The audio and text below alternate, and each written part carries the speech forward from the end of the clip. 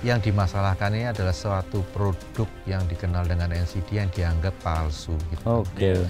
Tapi sebenarnya kalau kita lihat waktu 2004 kan ini pernah digugat juga. Oke. Oh, jadi sudah masuk pengadilan ya?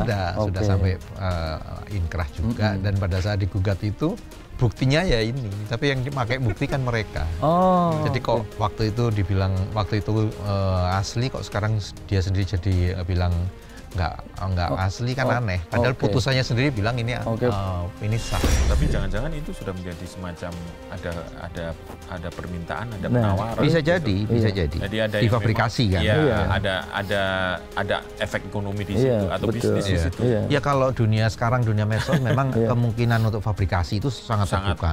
Dan kalau dilihat gini, isinya itu biasanya senada. Iya. Jadi kayaknya cut and paste gitu. Betul. Gitu, cut and paste, tapi nanti dirubah sedikit-sedikit gitu. Supaya nggak kelihatan sekali kan. Nah kalau yang sudah gitu, saya pikir ini sih pasti fabrikasi. Cuma sekarang siapa yang fabrikasi ya nggak tahu lah.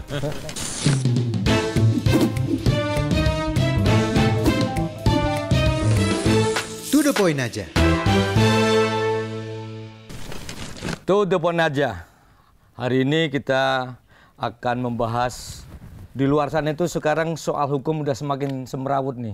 Di institusi juga di sana rame, di media sosial juga tidak kalah rame. Nah, untuk biar kita tidak terjebak dalam keramaian yang tidak jelas, kali ini kita kedatangan tamu praktisi hukum. Dan saya Lukman Hanafi. Dan saya Pung Purwanto. Dan narasumber kita sendiri Chris Taufik. Mas Chris Taufik. Apa kabar? Baik, ya. Baik. Oke. Mas Chris, saya langsung aja mau tanya nih. Jadi di hari-hari ini ramai banget di media sosial tuh tentang hukum. Proses hukum terutama gugat-menggugat kemarin tuh ada cerita yang apa sih CMNP ya? Itu menggugat apa sih Asia apa itu? Yang itu sebenarnya kan kalau saya ngikutin berita sebenarnya barang udah lama itu. Ini kalau sebetulnya secara hukum itu yang gitu-gitu hanya untuk rame-rame saja atau sebenarnya ada semacam yang sengaja memang mendesain seperti itu sih Mas Chris? Ya, gini Mas, kalau aku tuh di situasi sekarang, kalau ngelihat suatu kasus itu biasanya saya selalu ada dua pendekatan. Yang pertama adalah ya mau nggak mau karena memang ini sekarang sudah eranya serba digital. Betul. Ya.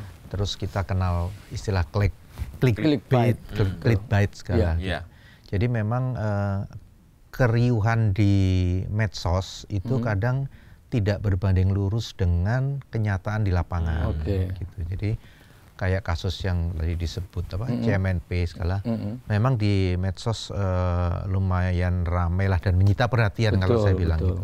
Tapi itu juga dibumbui dengan judul-judul yang memang bombastis gitu kan. Dikasih judul tuntutannya 119T gitu.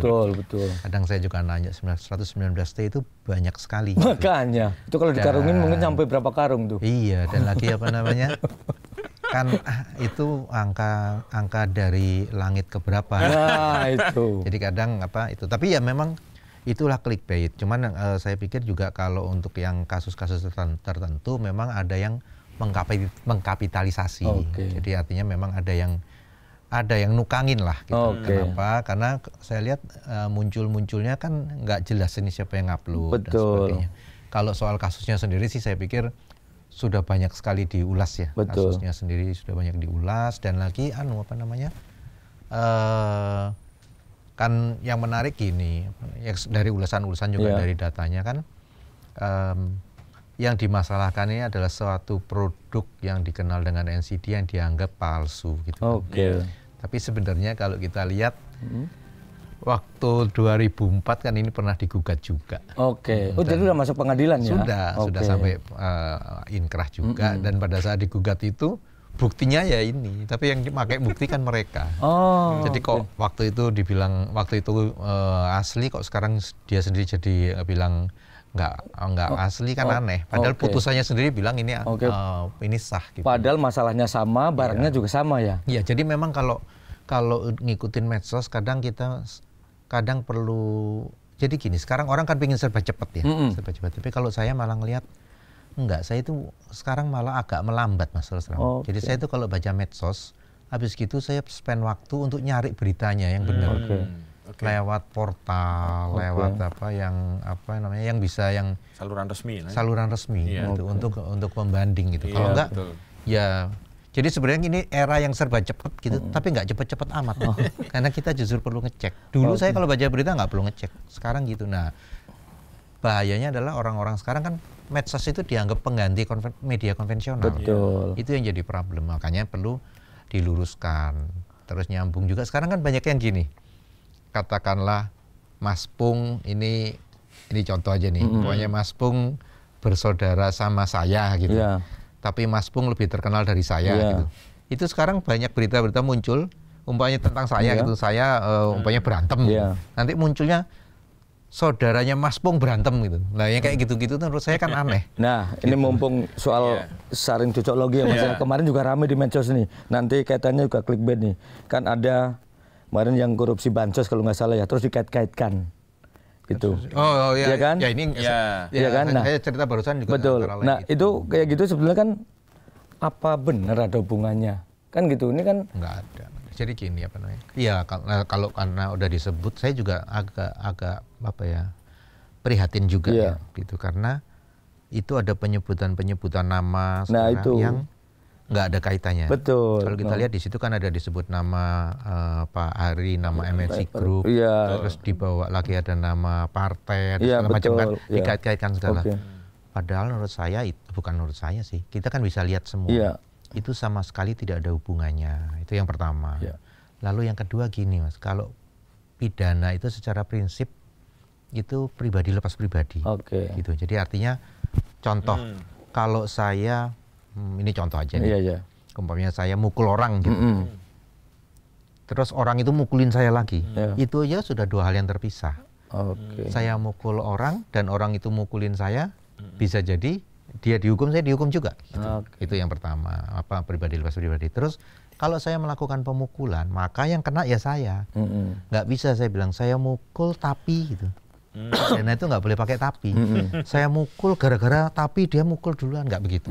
Nggak bisa mengkait-kaitkan dengan peristiwa lain. Apalagi dengan berita-berita yang terkesan tendensius. Kenapa? Karena selalu dikait-kaitkan. Dan ini loh, jangan lupa loh, kalau walaupun saya menduga mungkin itu juga lagi-lagi terpicu karena clickbait itu. Jadi kan orang pingin supaya cepat gitu ya. Tapi yang saya perlu agak prihatin gini, hal-hal seperti itu sadar nggak kadang untuk ngejar clickbait itu ada orang-orang yang dirugikan, terjolimi gitu. Dan ini bukan kasus ini aja, banyak ini. Jadi saya pikir ini memang harus kita waspadai dan bangun bersama iklim yang positif lah di dunia digital dan dunia medsos ini. Kalau enggak nanti bahaya. Saya bisa nulis saja dong namanya siapa gitu. Karena jadi satu pidana itu pribadi lepas pribadi. Lalu nggak ada tapinya. Pidana itu nggak boleh tapi. Jadi ini tapi ini gitu nggak bisa. Terus nggak bisa orang kena pidana karena ada hubungan darah, kan nggak bisa. Yang penting kan tindakannya. Jadi kalau saya bertindak A ya saya dihukum karena A. Gitu. Saya nggak bertindak A ya saya nggak bisa dihukum. Bukan karena saudaranya itu. Siapa, bukan karena saya saudaranya ini, kakaknya ini, maka saya bisa dihukum. Ini, gitu. Itu nggak bisa. Makanya saya pikir kalau itu diterus-teruskan bahaya. Bahayanya adalah orang bisa nggak percaya terhadap medianya sendiri, yang saya khawatir. Tapi yang lebih mengganggu lagi, yang orang nggak ikut apa-apa disebut-sebut ini kan gimana? Nggak nyaman gitu.